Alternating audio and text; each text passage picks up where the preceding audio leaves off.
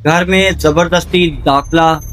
گن point پر ایک نوجوان لڑکی کو اغوا کرنا اور پھر مسلسل 3 دن تک ہونے والا ہولناک تشدد، کیا یہ سب حقیقت تھی یا محض ایک سوچا سمجھا منصوبہ تھا؟ السلام علیکم ناظرین، آج ہم بات کر رہے ہیں ایک ایسے کیس کی جس نے ٹرائل کورٹ سے لے کر سپریم کورٹ تک کا سفر طے کیا۔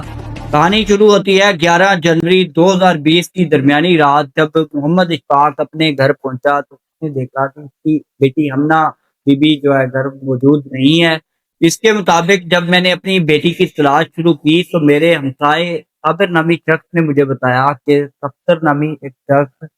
جو اپنے ساتھیوں ندیم اور سرفراز کے ساتھ میرے گھر میں زبردستی داخل ہوا تھا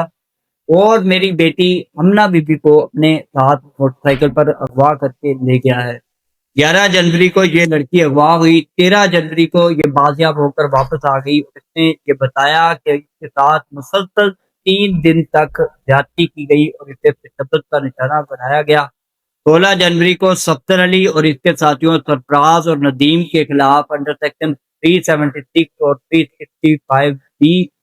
پی پی سی کے تحت ایف آئی آر درج کر لی گئی۔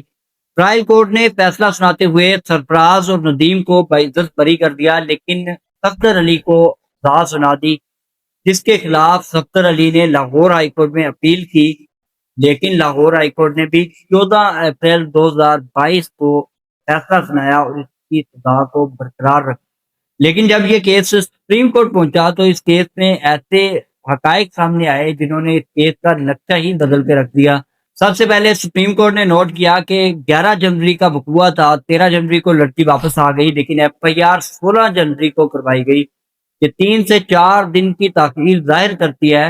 کہ شاید یہ کہانی سوچ بچار اور مشاورت کے ساتھ تیار کی گئی تھی۔ دوسرے نمبر پر میڈیکل رپورٹ میں تضاد تھا، کیونکہ ایف آئی آر 16 جنوری کو ہوئی، لیکن ایف آئی آر کے بھی کئی دن بعد 24 جنوری کو لڑکی کا میڈیکل کروایا گیا اور میڈیکل رپورٹ میں کوئی ریسنٹ پینیٹریشن کا ذکر نہیں کیا گیا۔ اور تیسرے نمبر پر صابر نامی شخص، جس کے بارے میں محمد اشفاق نے یہ بتایا تھا کہ مجھے صابر نے یہ بتایا ہے کہ اس کی بیٹی کو صفدر علی اور اس کے ساتھی جو ہے اغوا کر کے لے کے گئے ہیں، اس کو عدالت میں گواہی کے طور پر پیش نہیں کیا گیا، جس وجہ سے سپریم کورٹ نے قانونی شہادت آرڈر کے آرٹیکل 129 جی کا حوالہ دیتے ہوئے کہا کہ اگر کوئی اپنے اہم ترین گواہ کو چھپائے گا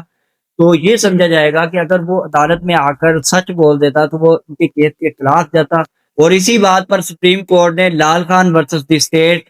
2006 S C M R page 1846 کا حوالہ دیتے ہوئے واضح کیا کہ اگر کوئی اپنے اہم ترین گواہ کو پیش نہیں کرے گا تو یہ اس کی بدنیتی سمجھی جائے گی۔ اس کے بعد ایک گواہ دو معیار، کیونکہ اسی لڑکی کے بیان پر باقی دو ملزمان سرفراز اور ندیم کو باعزت بری کر دیا گیا تھا، کیونکہ ان کے بارے میں اس کا جو بیان ثابت ہو گیا تھا۔ تو عدالت نے کہا کہ جب ایک گواہ کے بیان کا کچھ حصہ جھوٹا ثابت ہو جائے تو اس کے بقیہ بیان کو بھی جھوٹا ہی سمجھا جائے گا